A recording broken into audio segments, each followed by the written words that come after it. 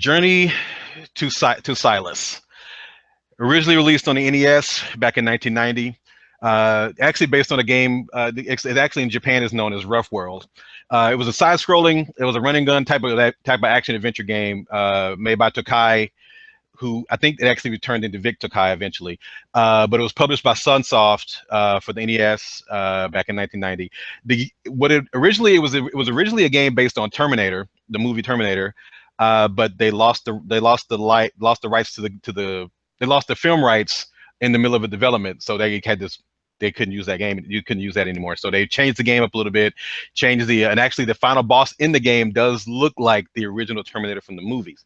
The reason we picked this game is it's an action adventure game. It's an action game. It's a old school game. It's a really fun game with an old school feel. It's really, even back then it was like you felt like it was even because back in the 90s Terminator was still considered an old movie, but it was a classic movie. It's a cult classic. The game reminds me of my special guest Mel Weezy from the Geekly podcast, a good friend of mine. I'm on his show a lot. If you hear his show, I'm on there quite a bit. Known the guy for a few years. We're good friends. We like the game. We're going to start gaming together pretty soon. So, but yeah, let's just get into it. I'm gonna let you know. We'll introduce him, Mel Weezy. All right, hey, what's up, Dre? Thanks for having me, man. What's going on, man? What's going on? We are on. This is Geeks on the Internet having a beverage. So, what you drinking? Let's start with that first. I'm just drinking some dark tea right now, some black tea. Okay. I am on. Everybody knows if you follow me online, I am drinking Bustelo Cool Cafe Con Chocolate. It's a chocolate-based coffee from Bustelo. You can check Bustelo's. You can go to bustelo.com. You can go to their website. You can go to any retailers. Pretty much got them. They got them in the Keurig. It's everything. They're not paying me for this, but maybe they will after they hear this. This is, everybody, if you're familiar with the show, this is basically I grab some of my friends and say, hey man, let's hang out, talk about games, talk about geek culture, whatever you want to talk about. So, man, I mean, you want to introduce yourself, give us a little bit of your background. Yeah, I'm Mel Weezy. I do my own podcast, Geekly Podcast. It's at geeklypodcast.com. I've been doing a podcast for about 4 years with two of my best friends, my brother, Tech Dre, and also my cousin, DJ R1. And Andre's been a regular, substitute host when I need him to come through. He's always been down to record, which I appreciate and love. And we just like to talk about things we get geeked about, man. Video games, comics, movies, whatever we, it fancies us at the time, tech, whatever we're into. But we definitely are very passionate about it. You guys should check us out sometime. All right. So you know what? I guess we'll since E3 just wrapped up. Well, hold on. You know what? I don't think we talked about it yet. I think we might have talked about it on the show. You saw Black Panther, the trailer. Oh yeah, yes I did. Dude, I'm big fan even from the comics. What are you hyped? You think it's gonna be dope? Oh man, yeah, I think it's gonna be awesome, and I like the fact that we're finally seeing a diverse character in the Marvel MCU. I mean, it's sorry it took this long, like 10 years after Iron Man, that we get this. But hey, better late than never, right? Yeah. So I'm pretty excited, man. I think the show no shade on Brody. No shade on Rhodey. No shade on Rhodey.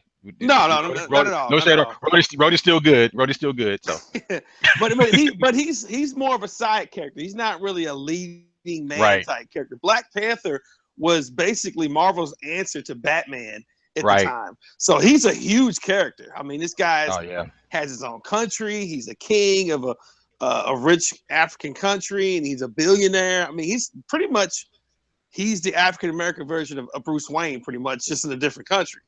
But I liked everything, man. Everything I saw in the trailer, just the really diverse cast. I mean, you got an all-black cast rocking it. You see everybody from Lupita Nyong'o from Star Wars to the chick from I can't think of her name right now, from Walking Dead. You see Michael B. Jordan with long hair. I mean, looking really menacing.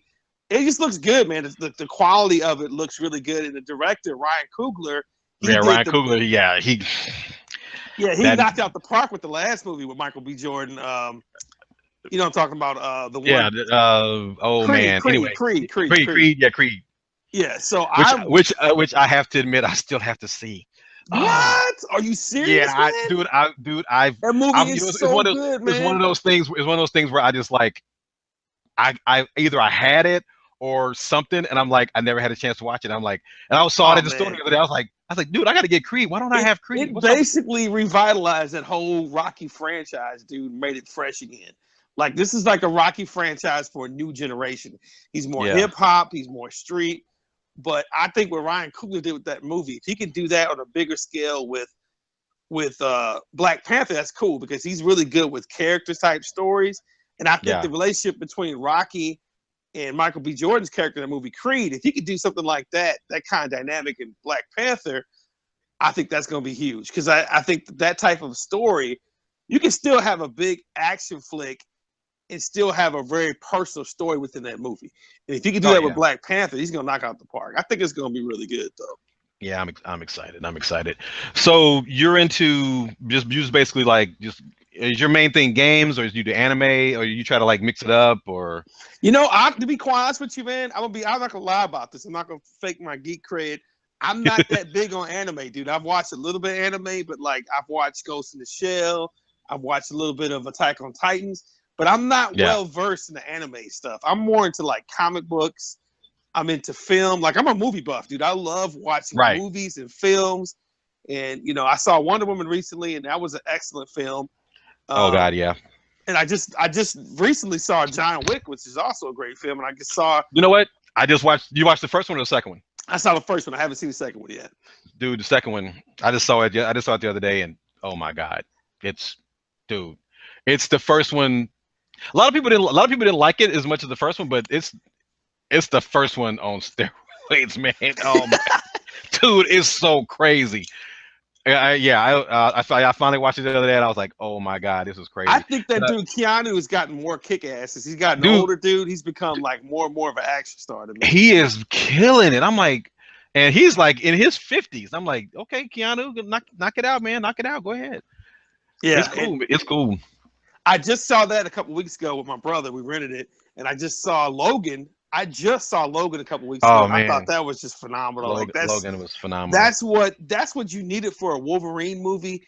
And I Right. hate to say that it took us this long to get it right. It's a shame that they didn't get it right to the very end of the series. We won't see Hugh Jackman's Logan again, but I would love to see one more Hugh Jackman Wolverine movie, Wolverine movie. which is not going to happen now. But Right. it would be nice to see him do something with like Deadpool or something like crossover. But that Right. movie was excellent, man. It was brutal, it was violent, but it had a very good story. Relationship between Right. him and his And daughter was special, if you man. if you saw the comic series where that was based on, Oh yeah. man, Logan, yeah. Who Old Man Logan is dope. Okay, so we talk about comics and stuff. So how did you like when you were? Give me a little bit about like your background. Like what were you like when you were a kid? Were you into tech as a kid? Did you You have a know lot of what? geek stuff around when you were a kid, like I'll comic be books? I'll be quite honest with you. I'm that tech stuff is more of my brother, Tech Right. Dre. He's more into that. I'm more into like comic books. I'm more into like books, literature, films and stuff. And I was into like when I was a kid, I went from reading Batman to reading Spider-Man, Todd McFarlane's run on Spider-Man, and Yeah. also reading stuff like Darkhawk and branching out to Spider-Man 2099 and reading stuff like that. That's what I grew up on, man. Okay. I didn't have like this bias when I grew up. I didn't think, oh, I'm going to only read Marvel comics or I'm only going to read DC. I just read whatever caught my eye. Like I Right. remember back in the 90s when I was in high school, the whole Death of Superman storyline, like it interested me, man, because I thought, well, Superman's not a very interesting character, but the fact that they're killing him off, I knew that was a huge point in comic history. So I'm like, let me read this. I ain't never read Yeah. a Superman comic, but I'm like, let me see this dude get killed and see how it happens and who's gonna kill him. And that's where my love for comics became. And that's when I realized that I'm not so much of a fan of one character, except for Right. Batman, but I'm a Yeah. fan of very good stories, very good storylines that are fleshed out with Right. a really good plot to them, which a lot of movies don't successfully achieve. And even though Batman v Superman, I think as a whole wasn't a terrible movie, I felt like they tried to take some of the best stories, like the Death of Superman, Dark Knight Returns, stuff like that and make a movie out of it. And honestly, dude, you can't replicate what's on a comic book in a film. It just can't be done. No. I mean, Watchmen did okay. They did okay with Watchmen on that, but you didn't have the Tales from the Freighter stuff. You know, it was in the book. So I just think that you can do a good job with the film, but you can't do it just like a comic. Comic is a special, man. They're a medium that can only be enjoyed in the way that they are. And when you try to transform the film, if you try to be too loyal to it, it just doesn't work. You know what I mean? Like, yeah. A good example is the movie they did with Tom Cruise a few years ago was based on All You Need Is Kill. And they changed it into Edge of Tomorrow or whatever they called it. Yeah, it's crazy. And the Japanese name for that is like really crazy. I forgot the name of it, but I was like, I was watching it, reading a magazine or something, and they had a Japanese trailer, and I was like, really? And they changed it to some crazy. I was like, whoa, okay. Oh, they changed it quite a bit. They changed the ending. They changed a lot of the story beats and stuff. But I still loved the movie. I thought the movie was great, but the book was something different, man. It was just something totally different. And I love the book. And I just feel like graphic novels is a medium they've never got the respect. But there is some unbelievable stories in comics. If you go back and read them, there's just some world-shaking things that happen in comics I think that people overlook because it's just it's a bunch of cartoons with dialogue balloons and stuff, and I think that kind of oversimplifies how important comics are to pop culture, to society, to just a lot of people learn reading through comic books. So I don't think it's not the demon they try to make it to be. It's really a good medium to teach kids and to learn from that. It's a really great visual medium to tell a story. Right. And I think that these filmmakers now, they can learn something from that because you can tell a story in a comic. You can wrap up a pretty good story in 30 to 40 pages in the comic, which you can't do in a movie. You know what I mean? It's just a special platform, but I still love it. I just don't have the time like I used to, but I still love the medium, you know? Yeah. That's the thing. You always had that. I always tell people, if it's a movie based on a comic book or a graphic novel, especially a comic movie, I just tell people to go check out the graphic novel. Just don't try to find the individual comics. It's going to cost you too much money. It's going to take too long. Just get the graphic novels and go from there. Well, it's just like when they were announcing Batman vs Superman, and I started seeing. I think I still have the original Comic-Con trailer on my computer somewhere. And when they announced that, I was like, oh, so it, because when they were talking about it on the internet and in magazines and stuff, I was like, so, and at first, even before it came out, I was like, oh, so this is Dark Knight Returns. Okay. I get it. Didn't think he was gonna die, but then Doomsday was in. I was like, okay, so now it's it's Dark Knight Returns and Doomsday from Justice League, and I'm like, okay. And I was like, but when I finally saw it, I got it. And I had the extended version where it explains everything, and it's like, okay, I get it. I liked it without it, but then when I saw that, I was like, okay, this is good. Yeah, I get it. And a lot of my friends hate it. They can't stand it, but it's Batman though. I'm there, so it's good. So as a kid, what was your favorite cartoons? Did you watch cartoons a lot, or toys, or any of that kind of stuff? You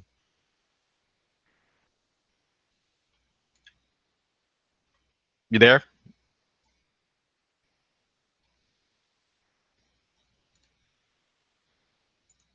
Melvin?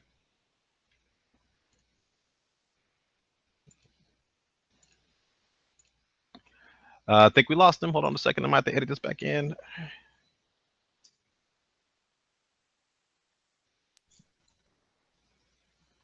Like, that was just a special time, man. The 80s and the early 90s, the cartoons were just, it was like the golden age of cartoons. You had G.I. Joe, you had Transformers.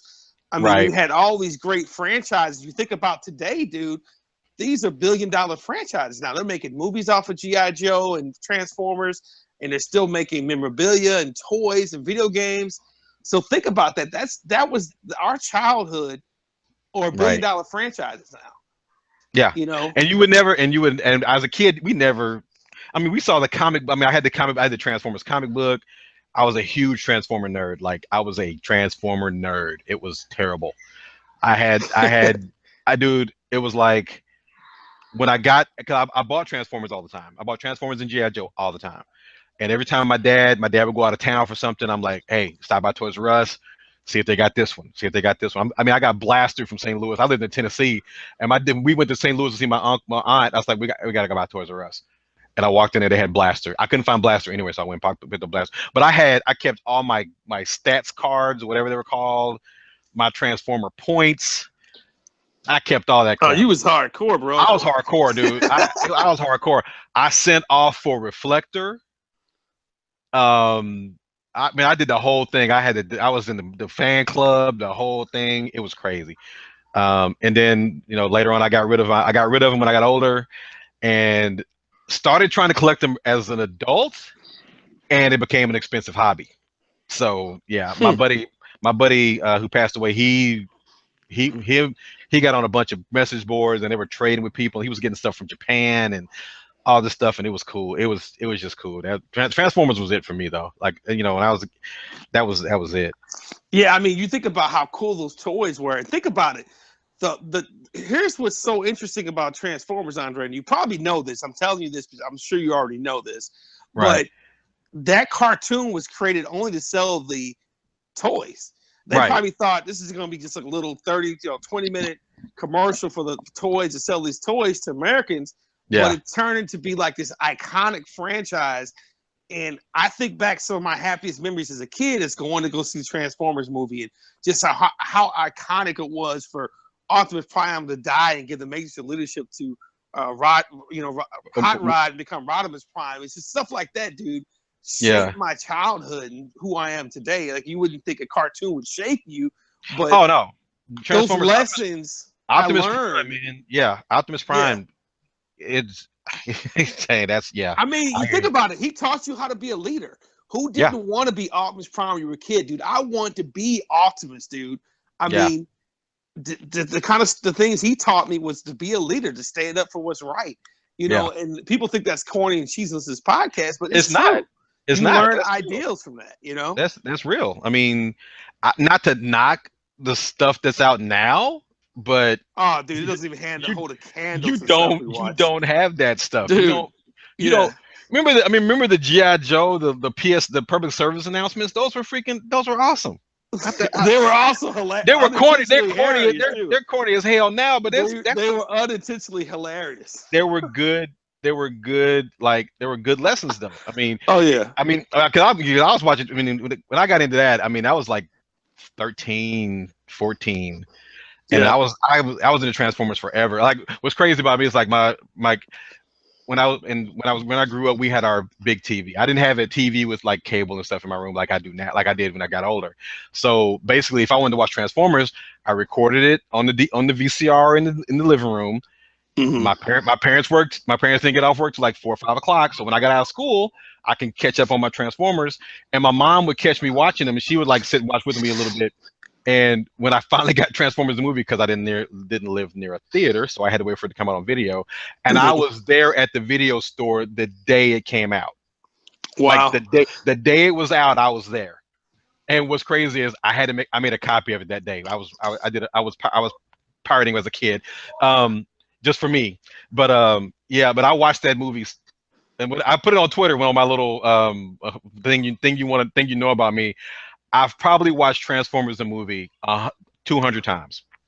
Oh yeah, I don't know if I watched it that much, but I watched it quite a bit on TV reruns. I had most of the toys that were in the movie, except when Hot Rod and them came out, I got them.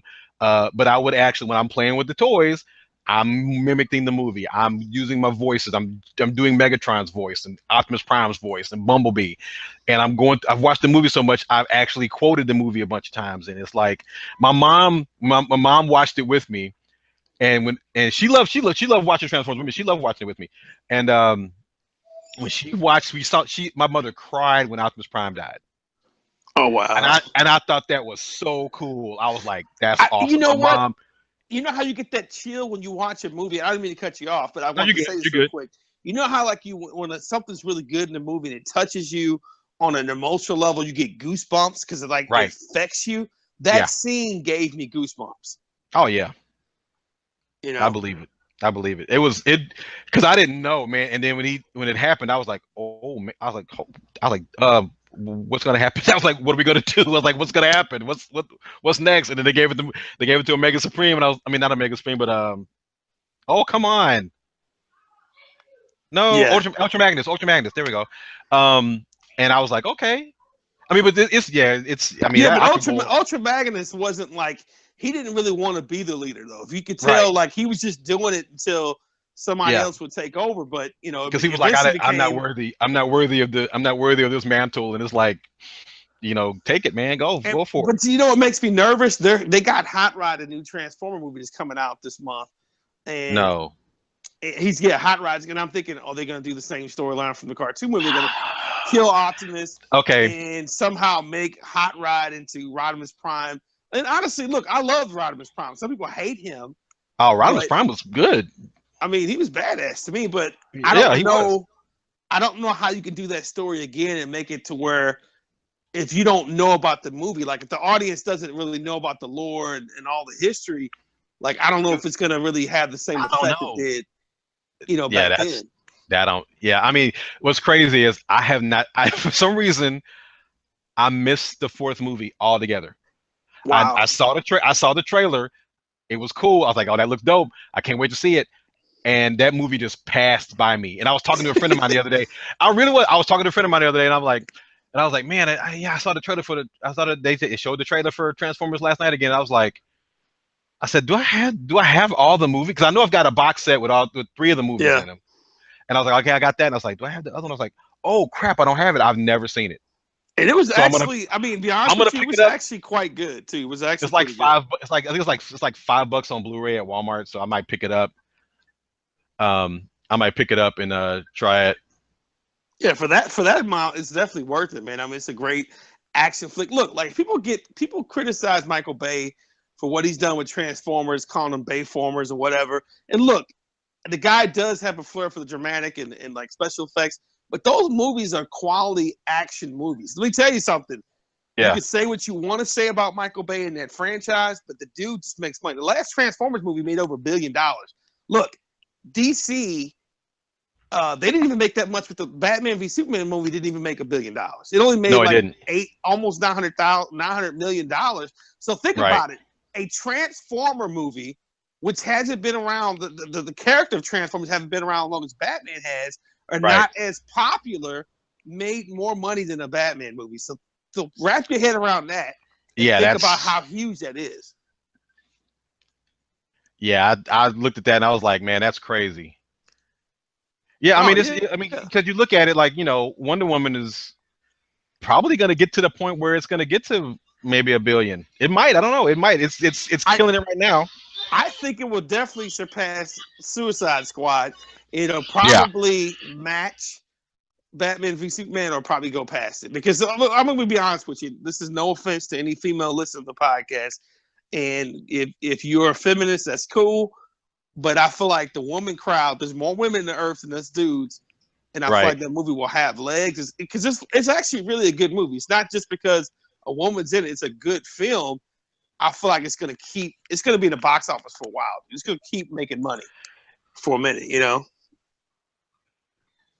Yeah, it's I was talking to somebody about it the other day because and I said, well, Patty, she killed it. Yeah, I mean, she killed it. I mean, the movie from the lore from the beginning to the end was so on point. It's crazy. The action, the pacing, like everything about that movie was just top notch, man. I just couldn't. And I was like, and then of course, before the movie came out, and everybody's like, oh well, Zack Snyder wrote it and all this stuff, and I'm like, well, okay, let the man, let him do it. I mean, think about it. If she jumped on board, that script had to be good. Absolutely. Because she doesn't just make podunk movies. She don't make like no, she doesn't. So, and the thing is, I'm glad that it's the way it's received, like the way everybody's receiving it. nobody's patronizing it or nobody's saying, "Oh well, that's a good." Nah, it's a good. We had a female movie. Nah, I don't want to hear that. But it don't even, nobody says that. It's not. You know what? It's not even a good female movie. It's just a good comic book movie. Forget putting that on there. Yeah. It's just a Right. good comic book film, and then just enjoy it like that. Yeah.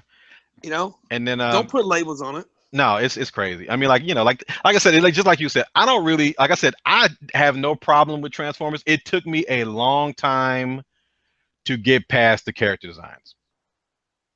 I had to get past it. I had to look past it and go, all right, you know what?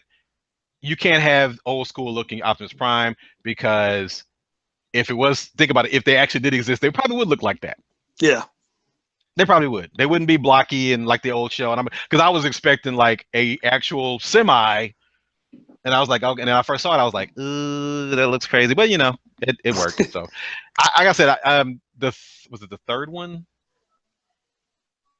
or the second one with the two bots that were doing all the. That was the second film. That was the second one. The one where they had the two like little racist robots.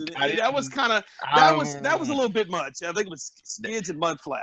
They were kind of stereotypical, but like, that was a lot. That was a lot. Yeah. My brother's like, that's a little much. I'm like, no, that's a lot. That's a lot. I'm like, I was like, they could have that. I mean, I understand they wanted comic relief, but yeah, that wasn't a good look right there. Yeah, that wasn't. All right, so let's get into your gaming background. Okay. Yes, that's the main thing. That's the main thing we talk about pretty much anyway. So, you know, and we talk about geek stuff anyway, but like, you know, the game. I mean, we talked about, you know, at the beginning of, you know, with the Journey of Silence. I mean, what made that game so special to you? Well, first of all, I was not very good at Nintendo games. I mean, I love Nintendo games, but truth be told, it took a cheat code for me to beat Super Mario 3, or I actually had to kick up in the stage. I had to take one of the warps to beat that game. So a lot of games I beat when I was younger is because of exploit or Game Shark or some kind of trick. And it was one of the first games. Journey to Silence was one of the first games I actually beat on my own without a cheat and just straight up beat it. And there was no exploits or cheats. You know, back in the day, Nintendo had cheats and codes and stuff for days. Oh yeah. You could put in a cheat code and have God mode, and nothing could hurt you, and you could fly through walls and do whatever. But back then, dude, I mean, I just, you know, like I said, I wasn't the greatest gamer back then. So beating a game of my own where I didn't have any help, I felt like it was a huge accomplishment for me. Like, people probably laugh at me right now saying that, but honestly, I felt like I accomplished something. I know a lot of people who did the same thing. You know, because let's just be honest, dude. NES games were super hard. They were very simple, easy to play, but impossible hard to master. Yeah, hard to master. Yeah, and that's Nintendo formula to this day. They have a lot of games that anybody can pick up and play. Everybody can pick up and play Smash, but to be good at Smash is a totally different, you know, argument. But yeah, that was just like my first love, man. I beat that game. I loved it. I didn't know it was supposed to be a Terminator game. I just thought it was a cool Nintendo game. You know, I was playing. Right. You know, but yeah, there was a lot of games back then I did not beat. One of the games I didn't beat on the NES that I loved was the original Blaster Master. So when I came back around to play that on the Switch recently, the remake of it, and I actually beat it now, you know, 30 some odd years later, I'm like, oh man, I finally got to beat that game.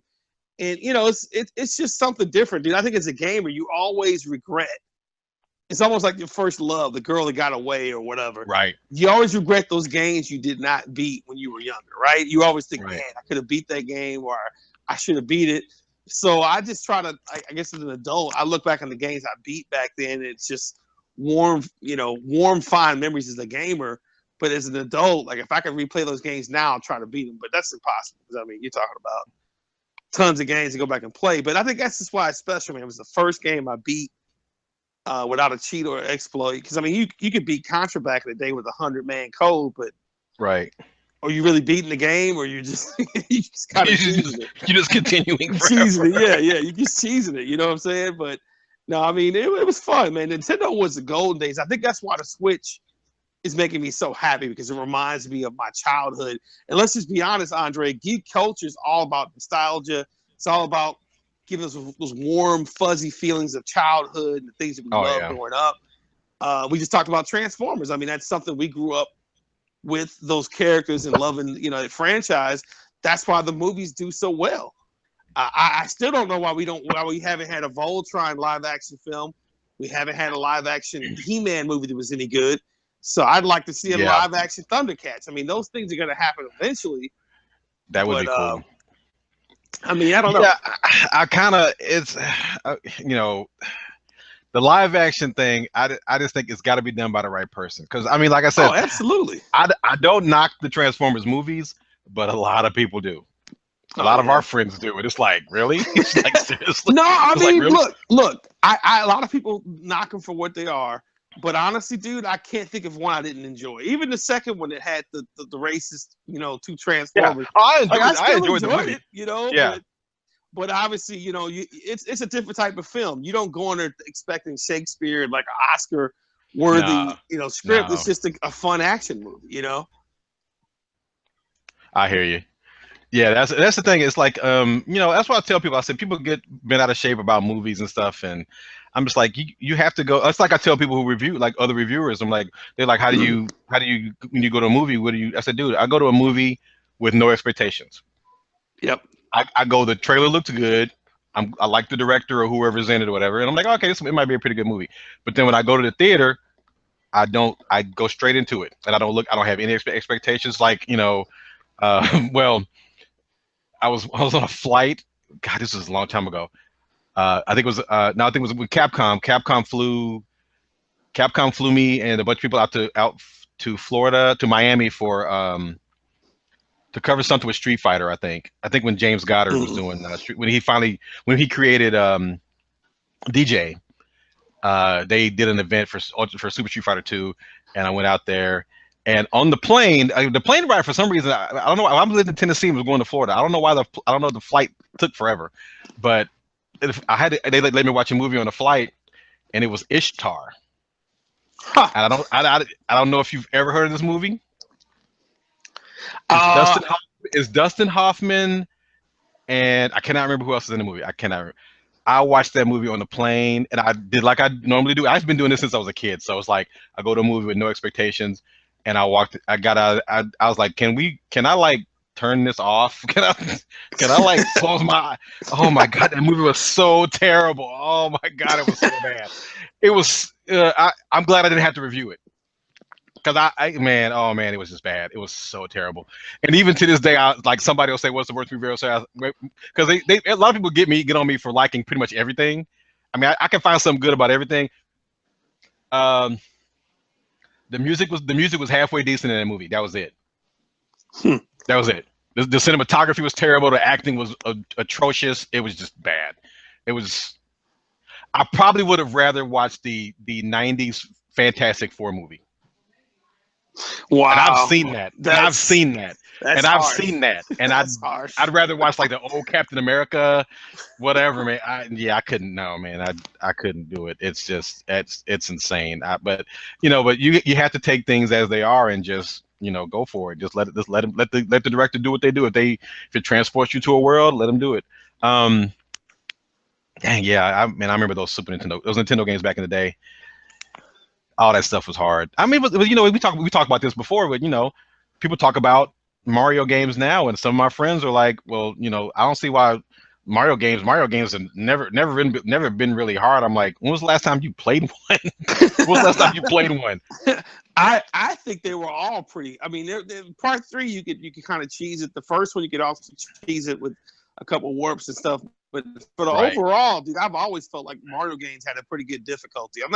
I'm not saying they're Dark Souls hard or anything like that, but they're challenging. You have to have some skill. You have to have some skill. You have to. If nothing else, you have to memorize patterns and timing, and that necessarily doesn't take skill. It just takes good timing and good reflexes. But honestly, that is a skill.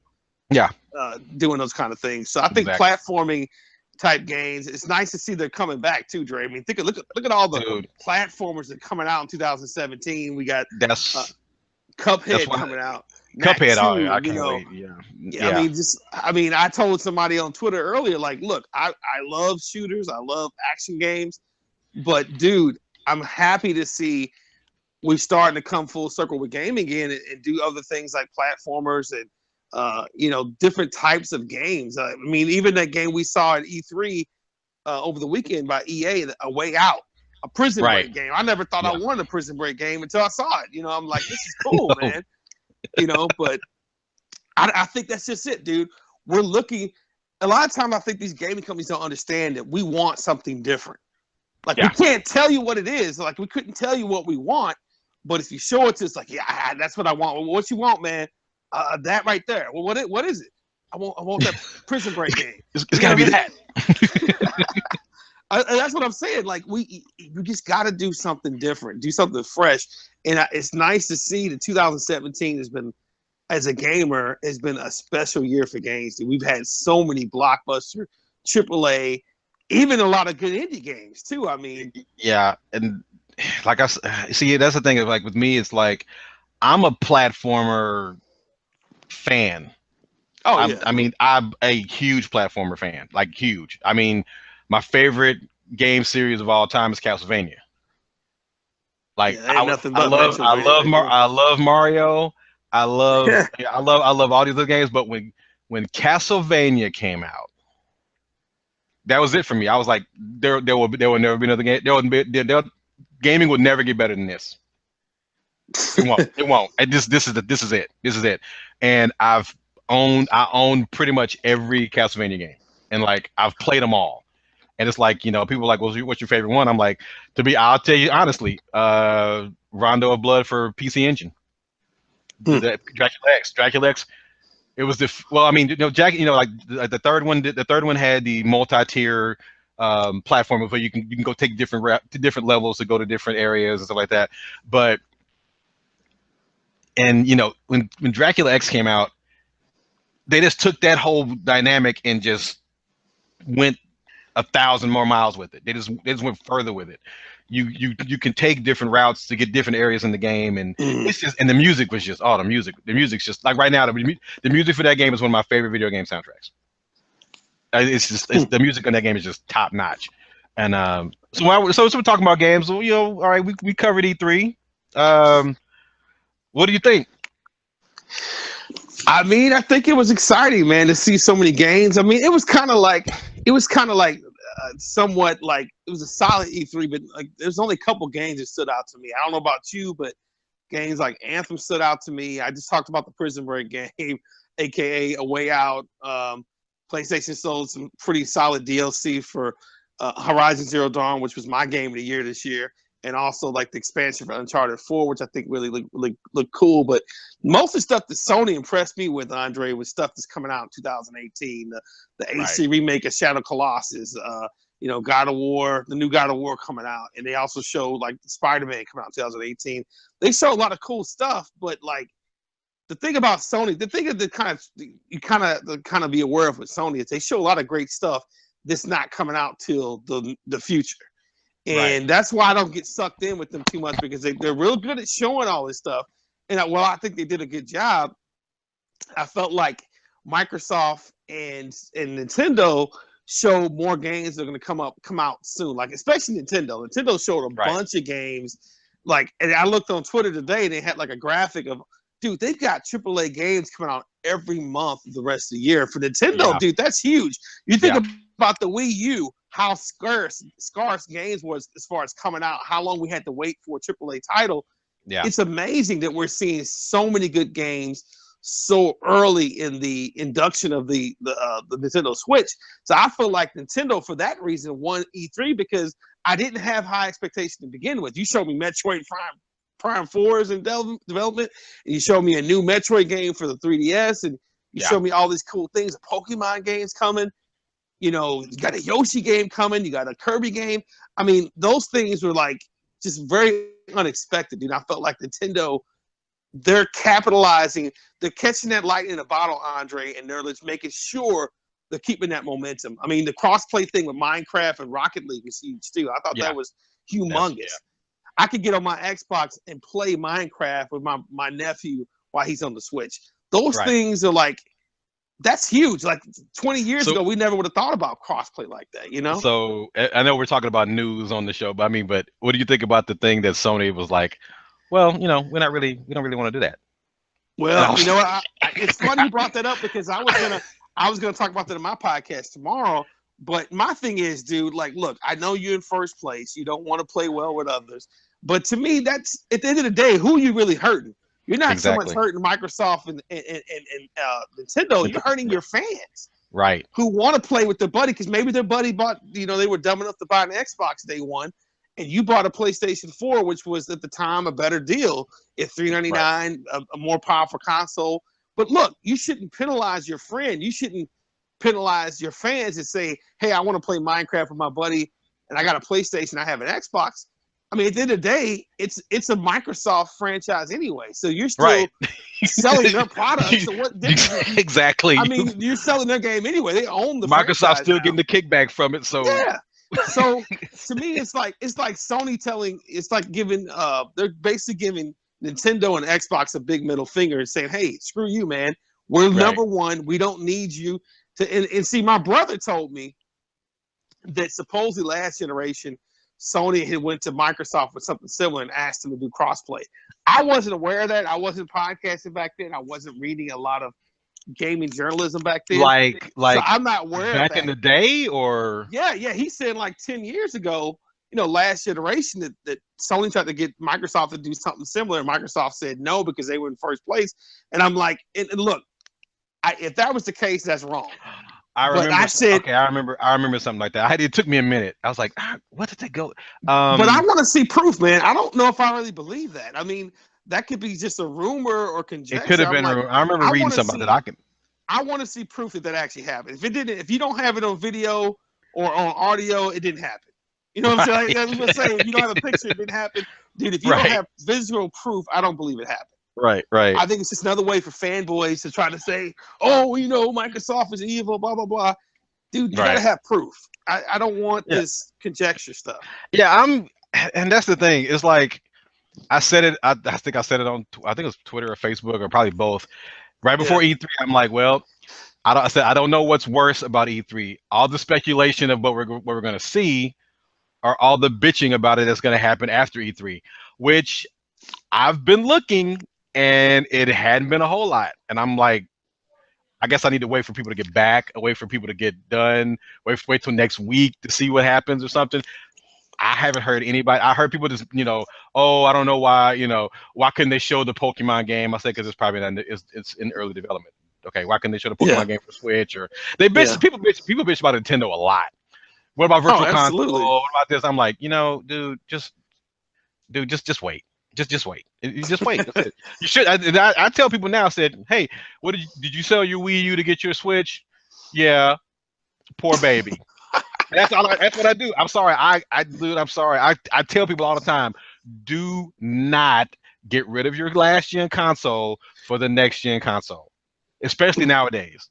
Yeah, but you know what, Andre? I've been guilty of it myself. Oh, I know. A lot of my friends do it, and I'm like the Wii U. I'm a collector, so I was gonna stick with the Wii U no matter what. I got it. Shoot, I got it a week after it came out, and I still don't. People diss it all the time. I'm like, you guys don't even know what you're missing. You don't. The people that didn't even buy one, I'm like, you missed out. Oh, absolutely. I agree. I totally agree. And I got friends of mine who's just now playing Mario Kart 8. Oh man, this game was dope. I was like, it was dope on the Wii U. And that's just it. People don't realize. People get pissed off about these so-called HD ports or whatever to the Switch. It's like, look, the Wii U did not sell very well. So a lot of people did not get a chance to play the great Smash Brothers, the great Mario Kart, the great Pokken Tournament. So them bringing it to the Switch is, to me, smart because the Switch is going to sell. So everybody who didn't get it on the last console, they're going to get a chance to play those games they missed out. I never got a chance to play Star Fox on the Wii U. I would love to see that ported to the Switch. Man, that was good. So, it's just you had to get once you got past the controls, it was good. It's an awesome game. It's just you had to get past the controls. Yeah, once you figured it out and once you got the controls down, it was good. So it's another thing. All right. Who won E3? And it's gonna sound cliche. The gamers. Yeah. Everybody did. I mean, everything that I didn't get a chance to get my playbooks put out like I wanted to, which I'm gonna do I'm gonna do a couple of articles this week about it. I think if you really want to, I think you based on perception. If I had to give it to one company, I say Nintendo won it, man. Just because they showed good games coming out in the near future. They showed a lot of games coming up. Right. They kind of threw everything out. You think about what they threw out there as far as franchises, Andre. They threw out the kitchen sink, man, at that Switch. Yeah. They're really trying to back it and let people know, hey, look, we're serious about this console. We're not going to abandon it. We're going to make sure you guys have premier content. I mean, not to mention all the great indie games that people are sleeping on the system that are just phenomenal. Yeah, it's I see. That's the thing about like it's like, Sony really didn't have anything to prove, which is good and bad. Now, I mean, like I said, Sony, like I was talking about it on Twitter, I think. Sony's conference was solid. It was a solid conference. They don't have to promote a new console. They don't have to promote anything. They have their VR section. They're not letting you know, hey, we're not abandoning VR. Which guys like me are like, yeah, let's see how long this lasts. But you know what? They didn't show nearly as much VR stuff this year as they did last year, though. Yeah, I have friends at Sony, and I said, hey, I mean, I even told them when the VR came out, I was like, so it's $500.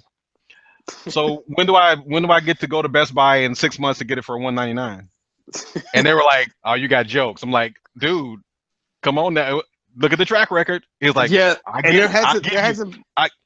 you that. I'm like, dude, I said, why are Move controllers $100? Yeah, that's crazy, dude. That's like Nintendo accessory type levels. Yeah, like Switch accessory levels. But see, the Switch has got a whole new thing. I'm like, because the Pro controller for the Wii U was $50. Yeah, the Pro controller for the original Wii was only like $20 or $25. It might have been 30. Yeah, Nintendo they're really trying to make money off of that. Nintendo was never really a really big. I mean, you didn't have to pay $50. I mean, I remember the Super Nintendo controller was only like $40. I mean, you didn't have to pay the price of a game for a controller. And then I saw that price for that Pro controller. I was like, man. Yeah, $70, dude. $70. I said, no, I'm good. I did get one, and I do love it, man. But I played it. I love it. But myself to buy another one, though. No, I just can't. No. But I got the one, and I love it. But I tell people now, I say, man, if you want to get PlayStation VR, you better go find some used Move controller somewhere, because they all still work.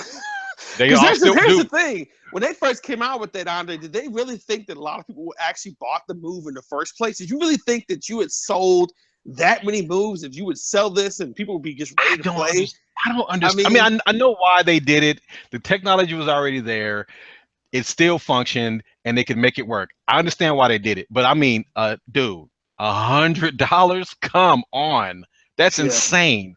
But I mean, like I said, if Sony's going to keep going with VR, if VR is supposedly the next thing, then I'm more power to them. I don't have, like I said, but they really didn't have anything to prove. So because somebody's like, well, they're going to show Uncharted, and they're going to show God of War, and they're going to show this, and they're going to show that, and I say, well, that's fine. If they show that, that's fine.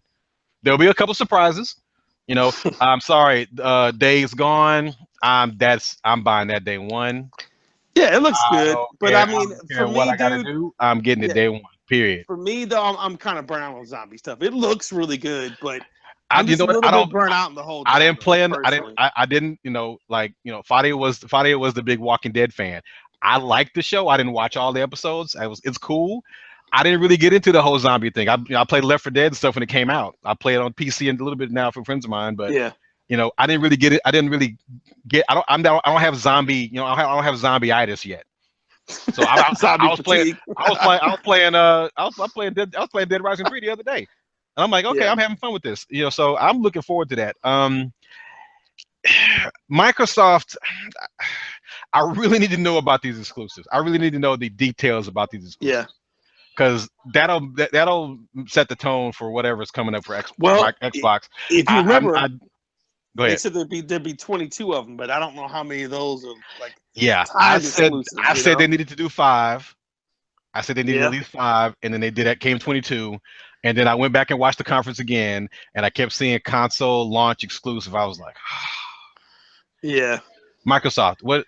Okay, I don't. I just. This is the thing I don't get. Sony could buy everybody. Sony could throw money at people and get exclusive content. Microsoft? What's the deal? What's the deal? You know what? I hate to say it because let me take you behind the velvet rope a little bit. Me and my brother had a conversation this way on my way home. We were talking about stuff for the podcast, and we talked about the fact that how Bungie has done Microsoft with the whole Destiny franchise this generation, exactly. And me and him both trace it back to the fact that breakup between Bungie and Microsoft when they had to buy out their contract and basically give Halo the IP to Microsoft. I think they were pretty bitter, man. I don't know if Microsoft treated them so bad, or I don't know what the disconnect was in that breakup, but It's bad blood between them, dude. And obviously they got beef. They don't want to do anything. They don't want to help Microsoft this generation. So they have aligned themselves with PlayStation, probably just to spite Xbox. Not because they love Sony more, but I think it's just like kind of like spitting in the face of Microsoft because of what they did with Halo. That's what that is, man. It's just a nasty breakup. And that's just, I mean, I get it, and it's just unfortunate. I mean, that's the thing. I mean, I really want Microsoft to, I really want them to sell more Xboxes. I really do. Yeah. I would love to see them get. Yeah. I don't care if they get 1 million away from Sony, or maybe 3 million, whatever. But it's 2-1, and and Microsoft's got the capital. Microsoft's got the technology. They've got the technology. They got the talent. What's the problem? Yeah. I don't understand the problem. But I mean, of course, Nintendo, that's just Nintendo did what they needed to do. They brought games. Yep. And they brought good games. And that's why I was so happy with Nintendo, because they just showed us some great games coming out. And I'm like, that's all they had to do. They didn't have to have 22 games like Xbox or a bunch of sizzle reel games like PlayStation. I think they were just solid. They just showed you the franchises you want to hear that are coming to the Switch. Right. I can't think of one major franchise that they haven't mentioned coming to the Switch yet, except for Star Fox. And I'm sure. There's a few. I mean, there's a few that they didn't mention, but I mean, let's say Star Fox was one. Smash Brothers. I still don't know what the deal with Smash Brothers is. We all know it's coming. We all know it's coming. It's probably going to be announced at a direct or something. I would just love this. I mean, I don't want them to go too far into the Wii U library. I don't want them to re-release the whole library. Maybe like they're doing with a few games. That's cool.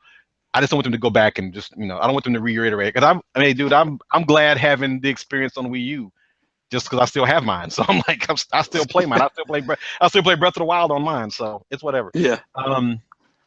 So all right, we go games E3. What do you think? Yeah. What's your? And you can take your time to think about it.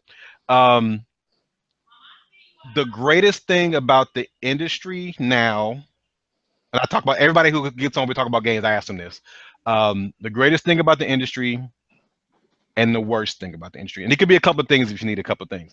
I mean, like, what makes you go, this is the best industry in the world, and what makes you go, what in the world are these people thinking? Or why is this happening? Well, I think that we're living in a special time where games are starting to push the envelope. I kind of feel like now we're on the cutting edge of gaming again.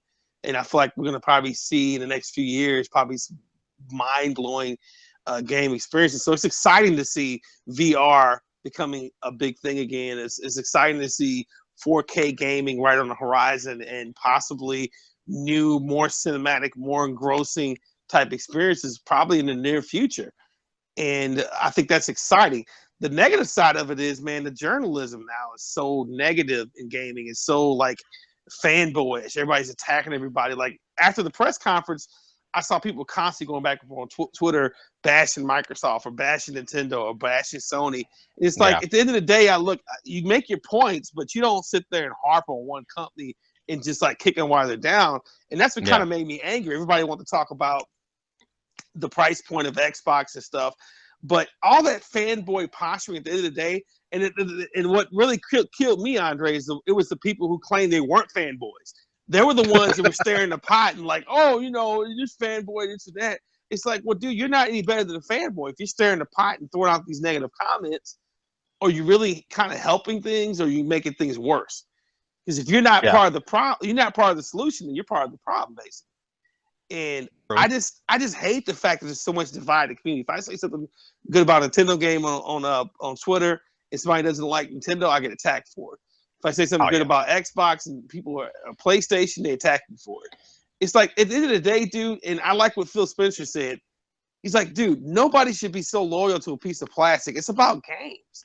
At the end of the day, like, look, I told a guy in GameStop earlier. I don't know if I told you this or who I told this to. I said, look, my favorite game this year has been Horizon Zero Dawn on PlayStation. But to be honest with you, since I've beaten Horizon Zero Dawn, I haven't hardly played my PlayStation. I play my Xbox more. But I'm not so much of a fanboy to say, hey, my favorite game this year is on the PlayStation. If I was a fanboy, I'd say, even though Horizon Zero Dawn is my favorite game, I'd say it was something on the Xbox just to kind of like pump up Xbox. And I'm like, no, I'm realistic. Like, if the best game I played is on your platform, I'm gonna be like, no, that's the best game I played this year. Yeah. Even though I don't play PlayStation, I'm mainly on my Xbox and my Nintendo Switch. Right. So I don't have any bias. I just want people to be honest about their feelings. Don't hide behind a brand and say, well, I'm only Microsoft or I'm only PlayStation, this and that. All the companies can stand to learn from their fans, and that's what pisses me off so much about the thing with Sony. Yeah. Because they're trying to say they don't trust the servers of Microsoft and it's a safety issue. It has nothing to do with that, dude. You're grandstanding because you don't want to have cross play between the consoles. Don't lie and say it's a security issue. Come on, dude. Hold on. Get out of here. This was hacked and lost everybody's information. I was just getting ready to say that. It was kind of like in Batman Forever when Alfred brought Vicky Vale in, and Bruce is like, so you talking about security, really? And you just let Vicky Vale you let everybody in, yeah. I walk in, oh, hey Vic, how you doing? I mean, it's like I was like sitting there, you talking about security? Talk about the pot and the kettle. Oh my God. Yeah. You got hacked. It was on the news like every day for 2 weeks. Fake news. They're gonna build a wall. I'm like, you talking about security? Okay, Sony.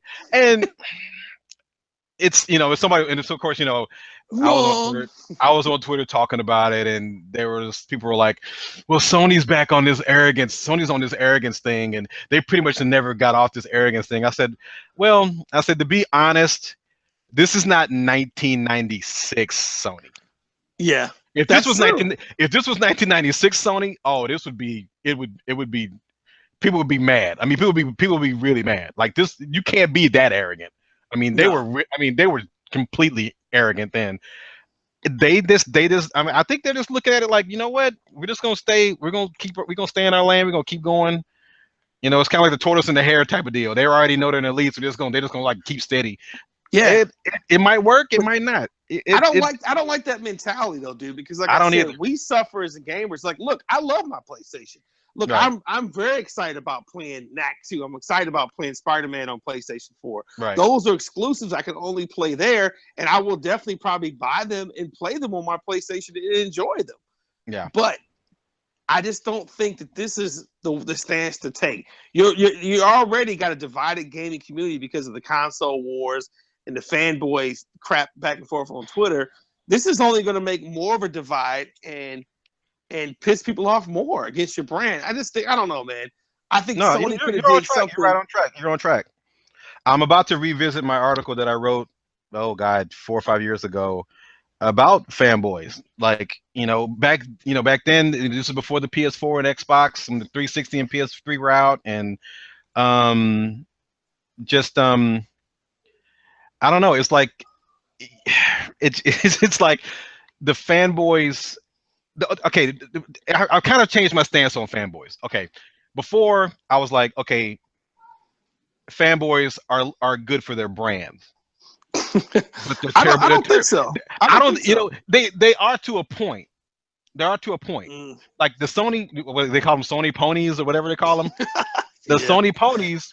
If you're a Sony fan and you want to reach out to your fans like, hey man, check out this new thing, check out this new game we got coming out. It's not gonna be on any other platform. and they get that little, they get that little big head, and it's like, hey, all right, we can, we rocking with Sony forever, but it's the same thing with Xbox and Nintendo. The fanboys, I think they're good for their brands to a point, but they're bad for everybody else. And now, and I don't care anymore. I was gonna say it earlier. I was saying on another show, but fanboys are kind of the cancer of the industry. Yeah, I agree. Fanboys are a cancer. I'm gonna ask you a question, Andre. I want you to be. You've known me for a few years now. I think we're pretty good friends and stuff. You know what kind of person I am. Yeah. I want you to be completely honest. I can take it, dude. I won't be mad. Okay. But have you ever thought to yourself, man, that dude Mel Weezy is such a fanboy, and I hate the stuff he says? Have you ever thought that in our conversation about gaming? Have you ever thought of me as a fanboy? No, because you play everything. Yeah. And it's like people. I mean, I've had people come to me and go, "Why are you all about Nintendo?" I said, "No." I said, I do support the underdog systems. I do. I'm not gonna lie about it. I'm not gonna sugarcoat it. I really want Microsoft to step it up. I really do. I'm not a Microsoft fanboy. I've never been a fanboy to anything, but I'm not an MVP of none of these companies. I'm not none of them. They respect what we do, and I hit the guys up at Microsoft. I hit my friends at Nintendo and Sony. I hit them all up equally about different stuff, and I have a lot of friends that work for all those companies, but when they do something jacked up, I'm the first person on the email going, "What were you thinking?" Yeah. Forward this to whoever and go, "What were you thinking? Are you out of your mind? That was crazy." And but I'm the first person to call people out on the companies out on their crap, because if it's, dude, think about it. When Sony and Microsoft, when they're at E3 and they take those little jabs at each other, and I noticed the one at Sony. I called that out when I was like, "Here it comes, Boy. There it is," and I was like, "There it is." I said that true 4K, real 4K. No, see, Microsoft did it first, and I'm not gonna lie, they did the jab first, and then of course oh damn, what's his name? Anyway, the guy from Sony had to come up with the price. He had to come up with the price. I was like, "Really, dude? Really?" Yeah. I tell my Sony friends, I'm like, "Look, you could have spent a little bit of extra money if you guys would have jumped on that $600 PlayStation. Not that it was too much, I know, but the reason why it was $600 is because they put an emotion engine in that system to play PS2 games. That costs money. The guys in Japan were like, it costs too much money. If you want a $500 console, knock yourself out. We're gonna take backwards compatibility out so we can keep the price low, because you actually have to put two architectures in one system if you're gonna play PS2 games on them. Because the PS2, and that's the thing that Sony did was. Well, hold up. Well, but Microsoft does it by means of emulation. Why couldn't PlayStation do the same? They didn't. For some reason, I don't even. For some reason, because think about it, Xbox is not as powerful as the PlayStation. So you would think the PlayStation, being more powerful, could definitely do it. That doesn't make any sense. You would think so, but when this was just the PS3. This last time that somebody mentioned it was the PS3 era. So I don't know about the PS4, but the guys the engineers back then was like, we put an emotion engine in those 60 gig PS3s. So that was two separate engines working together. So that's why it was $600. It wasn't $600 because every company loses money on their systems, of course. But yeah, it's not the same. I was like, well, I mean, if you can't emulate it, I mean, I think that's why PlayStation Now became such a big deal for them, because that's the only way you can play those old games. And I'm like, but it's really not. But you have to pay for them though. You got to pay for them, and it's not. And they don't run. I mean, some of them do. A lot of the games run great. I'm not gonna say that. A lot of the games run great, but some of the games have issues. And I'm like, but you have issues, and you're streaming the game. I don't understand that. Like, I think the way Microsoft, and this is not to toot Microsoft's horn, I'm just gonna be honest.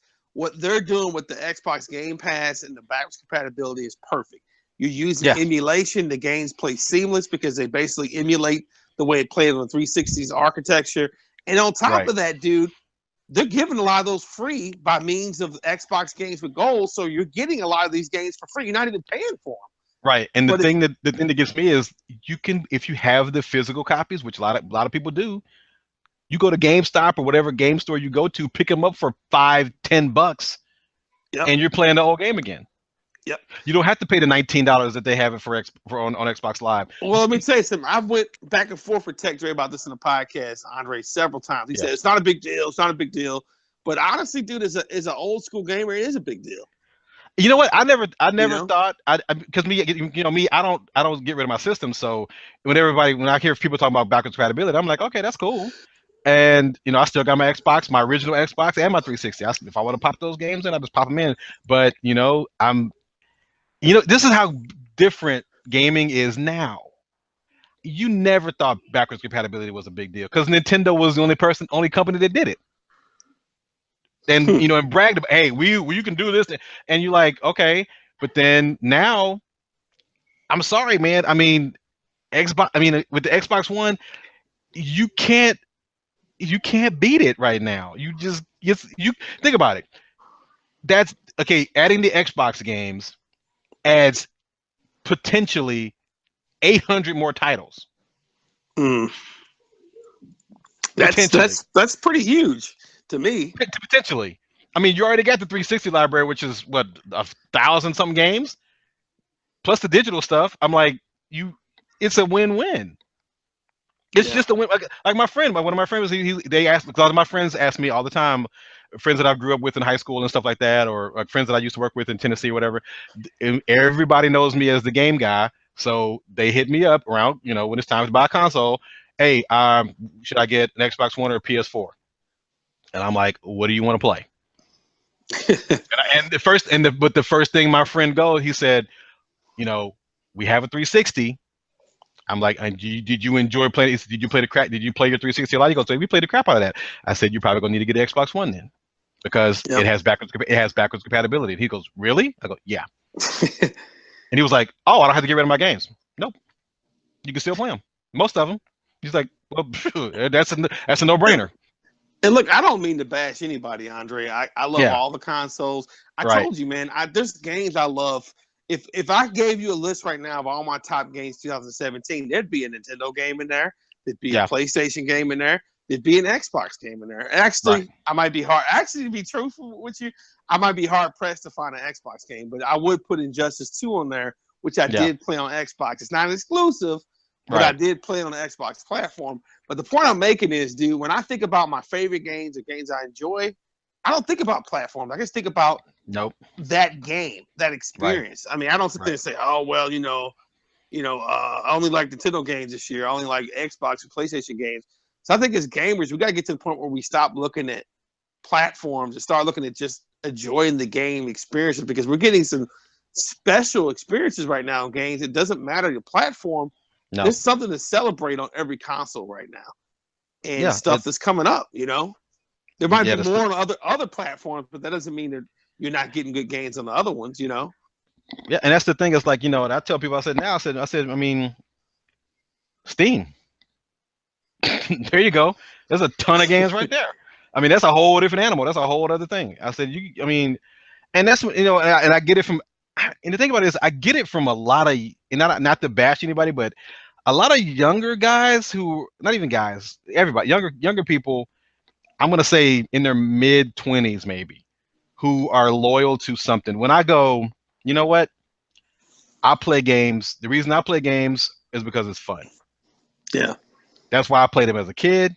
That's why I played them as an adult. That's why I play them as an old man. Whatever I'm doing now, I'm going to play them when I'm 90 with a controller in my hand. Yeah. I'll die with a controller in my hand, or my DS in my hand, or something, some kind of port or something. But I'm like, because games are fun. They were put on this earth to entertain. They were put on this earth to get you away from your, humdrum life, or you're going through something. Dude, I got upset about some friends of mine that were going through some stuff, and I was really upset. I was mad. And when I usually get mad, and then my fighting would be like, well, you better get in there and go play a fighting game. Because that's what I do. When I get upset, when I want to blow off some steam, I go in there and get Street Fighter, or I go in there and get a fighting game. I just go in there and just whoop the computer or get online and just go at somebody, and I'll play for 2 or 3, 4 or 5 rounds, and then I'm good. You know, I blew off some steam. But you know, it was an escape for me dealing with my friends who were going through a lot, and I'm like, that's crazy, you know. And I did that to do that, and I'm like, you guys have got to get back to that because it's just not the same. You can't be loyal to a.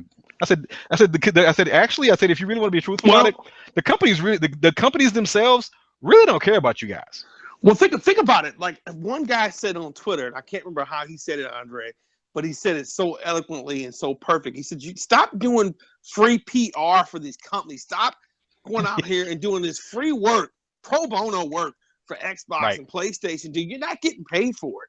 Nope. At the end of the day, they're not going to give you a free game for it. They're not going to give you nothing. They're just going to laugh and say, hey, that's a devoted, faithful, you know, fanboy of our product. They don't care. At the end of the day, dude, they just want you to buy their products. They don't care about you voicing. Well, I mean, I'm sure they do want you to say something positive and give positive impressions to other people about their platform. But at the end of the day, dude, I mean, you're not getting paid for it. Why is it so, you know, so serious? You know, I don't get it, man. I missed that whole boat.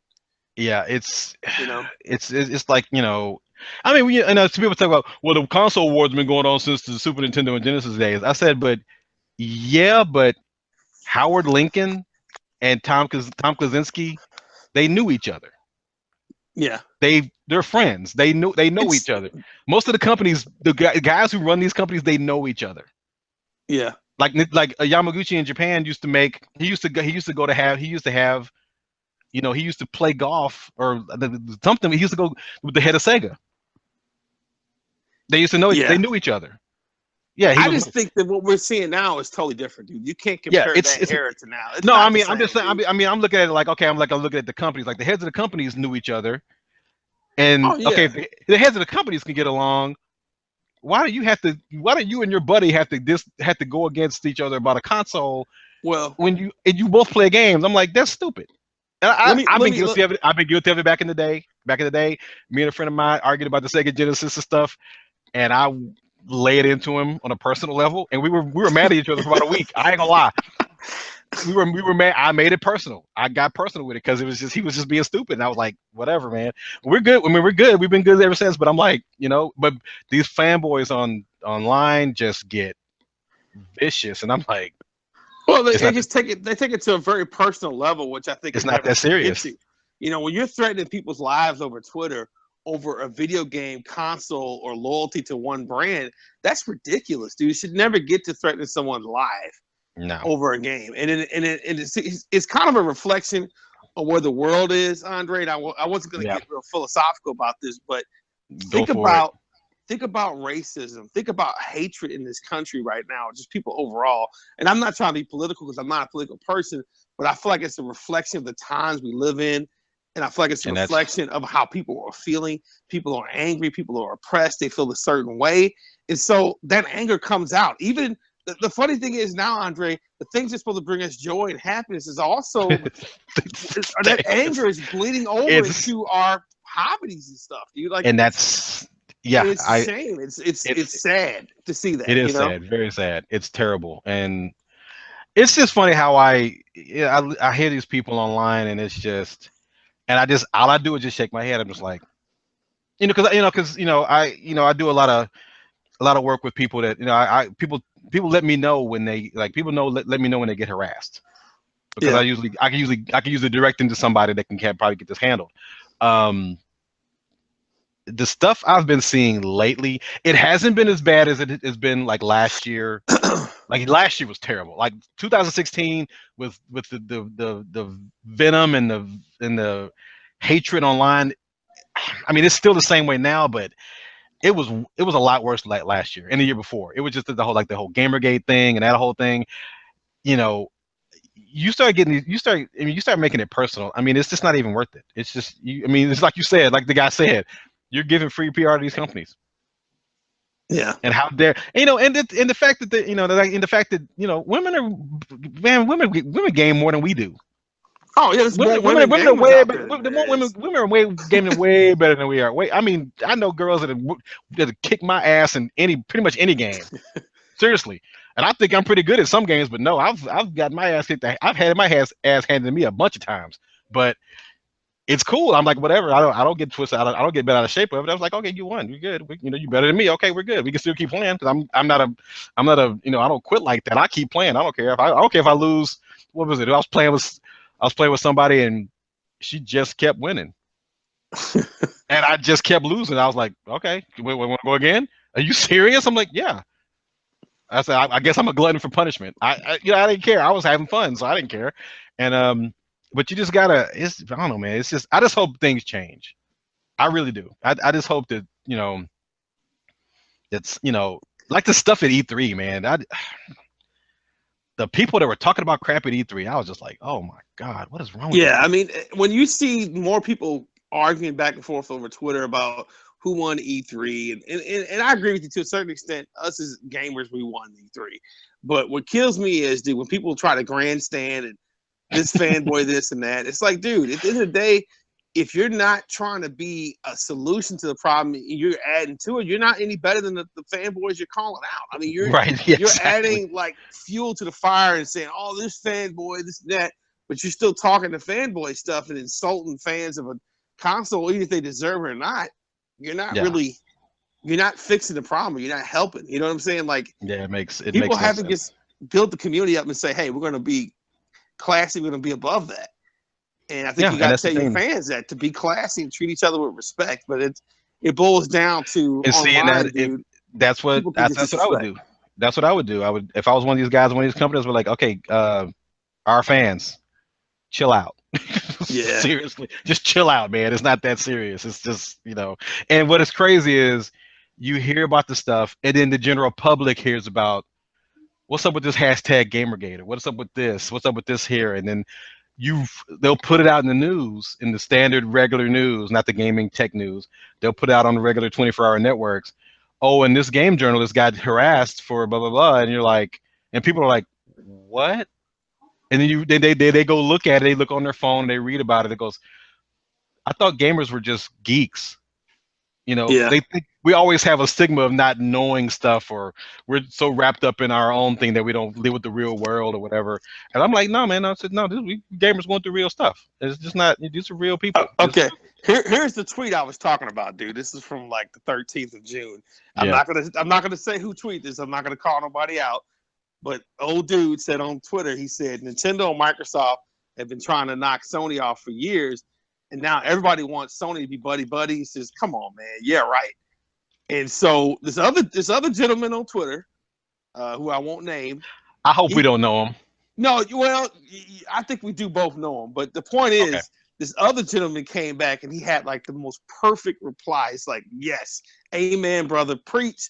Yes, he says, "Look," he says, "stop all this hashtag nonprofit work. Your own players want to play against Xbox gamers someday. Only the buffers are defending this." So think about it. What he's saying is like, dude, don't defend don't defend Sony when they're doing something wrong just because they're in first place, because you're a Sony fanboy. Call them out for not uniting the gaming community so we can all play together and play games. I mean, that's what you should be doing, not attacking other fanboys because it's cool to do, or I'm going to attack them. Look, even if that's true that they did that back in the day, Sony could rise above that and say, even though Microsoft wouldn't do it with us, supposedly, allegedly, I haven't seen proof of this, but allegedly that happened. You could really win, to me, in the favor of people if you stepped up and be the bigger person and say, you know what, what's past is past. Let's just go ahead and do it for the gamers. Yeah. But evidently, Sony's like, we're in first place. We just don't want to do it. I mean, why else would they not do it? They're talking about security, but come on, Andre. Dude, it has nothing to do with security. I mean, I mean, that could be their official stance, but we all know what's really that. I mean, come on now. I mean, I could email somebody at Sony tomorrow and go, give me the real deal. Really, why was this? And they'll probably tell me the same thing. It's security. It's security. I was like, okay, all right, that's cool. But you couldn't figure out a way around that. You can actually work with them to get their servers together. And the thing about it is, though, okay, it's like, okay, it's Microsoft. Right. I know it's the Xbox division of Microsoft, but it's still Microsoft. when has Microsoft ever had issues with tech? Yeah, I don't know. Like, well, I mean, That's a good when question. was the last time you were playing any game on PC on a Microsoft platform or any kind of Microsoft servers or whatever, where oh god, the servers kept crashing? They have Well, they that's what I'm they saying. They've never had really. I they think never really had Sony's any had more problems. security issues than Microsoft has. Yeah, Actually, you know, if I we're mean, being truthful about it. yeah, and that's what I was like, really? I'm just like, it's you're kind of doing apples and oranges here. You're kind of, you know, I'm like, where are you getting this from? It's like it's not the same thing. But I mean, I get it. If you don't, if that's your PR answer, that's fine. You know, that's good. Um, what do you think? We're gonna close it out with final thoughts. You know, overall, what do you want people to realize to know about you, your show, what you do? You know, I mean, you can get into the future or what you know what you think the future of gaming might be. I mean, what do you think's going forward for? You know, it's two questions actually. What do you think? What do you think that you think you can contribute or that you've done or that you would like to do for the industry, and what do you see the industry headed? Well, like I said, I think that we're going to see some game-breaking, game-changing, and that's such a cliche to say, but I think you're Right. going to see some really unique experiences in the gaming platform here in the near future. And honestly, I can see it coming from Sony. I can see it coming from Xbox. I can see everybody innovating, even Nintendo, innovating things that we have not seen yet. And I Yeah. feel like just what I've seen at E3, I can see a little bit of innovation coming through. Like we are seeing a lot of the same stuff, but I feel like we're getting to that point where gaming is going to become very creative again. We're going to see something brand new and special. Yeah. And what I've tried to bring to that, Andre, is try to bring a sensible voice to gaming and just geek culture in general, whether it's whatever I try to get people to look at things from a sensible viewpoint and say, hey, you know, how can we as a community push things forward and have good discussions about things, but not tear each other down? Like try to have like a discussion without tearing each other apart, which is I feel like geek community and like gaming culture in general, we just tear each other down now. And I want to be a positive voice to say, hey, we don't have to do that. And I ain't gonna lie, I fanboy postured in the past, but I've tried to get away from that and be more in the middle. And like, you know what? This is what we need to do to try to get gaming to go to the next level. Get the geek culture to go to the next level. It's not about DC versus Marvel. It's not about Sony versus Xbox. It's about us as the fans coming together. And I think that's something that I want to see in the future. And I'm very passionate about fans just enjoying the medium of what we do, of all the stuff that we geeked about in pop culture. And if we can enjoy it together and not hate each other, I think at the end of the day, that's a good thing. Yeah, I got you. I feel yeah, that's yeah, it's I do see things getting better. Well, you know, it's like, you know, somebody said something about, you know, like Mario Odyssey and I was like, well, I mean, you know, yeah, okay, he jumps, he runs, he jumps off stuff. But, you know, the hat mechanic, that's Nintendo's always come with something new with that. Yep. You always have different things. They got different, you know, it's always a different feel to the, you know, the Mario games. Every Mario game basically has the same premise. It's just like, you know, people who say every shooter is not the same. You might have the same mechanic, but they add something different, or the sports games, or you know, or Madden, or you know, the sports games that come out. All the sports games are the same, but they have to tweak it. They tweak them because somebody comes with an idea. Hey, why don't we do this? And they change it up a little bit. So every time the game releases, there's always something new. So I mean, the innovation is there. Yeah, I mean, I've got on people about that. I'm like, you know, it's, you know, we go back and forth. There'll be a year where gaming is awesome, and then there'll be a year where movies are awesome. Yep. But while gaming is great, movies are crap. And while movies are great, games are crap. And it's like we can never No. get that, we can never get that together. It's like, Well, I tell you what, this year, for the first time in a while, I feel like gaming has been great this year. And there's been, and not to get into movies, but I feel like there's been some great movies. Wonder yeah, Woman, Guardians yeah, of the Galaxy 2. I mean, we had yeah, Logan. yeah, We've had some phenomenal films this year already. yeah. And You it's know, like this year. I mean, this year for gaming, I've said it. I mean, this might be it's one of the best years in gaming we've had in quite a while. because you think about it, you already have great games coming out from platforms, but then you have a new console come out and it's selling like crazy. And then you got great games with it. So you got all these games coming out. It's like the first half of this year was like, dude, I can't take it anymore. It's like my wallet's going through therapy right now because I can't, because I'm abusing it too much. It's ridiculous. And then you get all the stuff at E3 and it's like, there's more stuff coming out this year that I gotta buy. It's like, oh my God. I just look at, it's we're doing good. I mean, I think the industry's doing good. It's just I think the people who are in the industry and the people who are enjoying it, we need to figure out a way to get together, because this whole separation thing is getting ridiculous.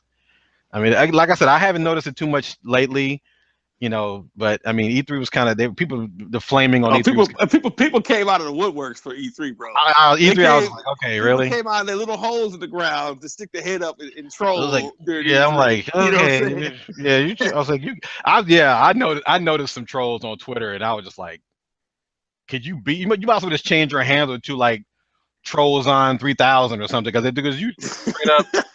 Dude, you just straight up, I mean, you're just so blatantly trolling. It's not even funny. It's like you just sat around on your computer all day waiting for somebody to say something? Really? Okay. Yep. Yeah, okay. But man, I appreciate you, dude. You don't know, I know this was kind of last minute. I was like, hey, I had to get a show. I had to get something going. So we had, any shout outs? Oh man, I mean, shout out to you, Andre, dude. I mean, you always down to record my podcast. Thanks for having me on and highlighting me. I'm nobody special. I'm just a dude in the community trying to do good things, trying to put out good content people to enjoy, Hey man, I don't put scrubs on this show, dude. But real good people are on this show. Yeah. Shout out to my co-host too of Geekly Podcast. Shout out to you, man. Shout out to the whole Real Otaku Gamer crew. Go check them out at realotakugamer.com.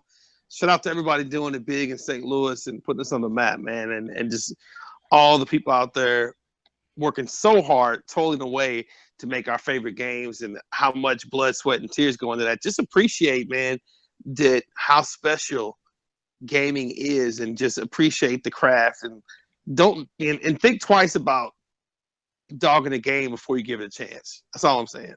Yeah. Well said. Quickly to shout out realotakugamer.com. We're going to be putting the show out on iTunes pretty soon. I'm redoing a lot of my podcasts, so all of our shows will be coming back. I know people have been waiting for me to do another episode of this, so which is good. Just everybody knows my thing. Just keep playing, have fun. Until next time, this is Andre Otaku Man 5000. My man Mel Weezy. Peace. Geeks on the internet having a beverage. Peace. See ya. And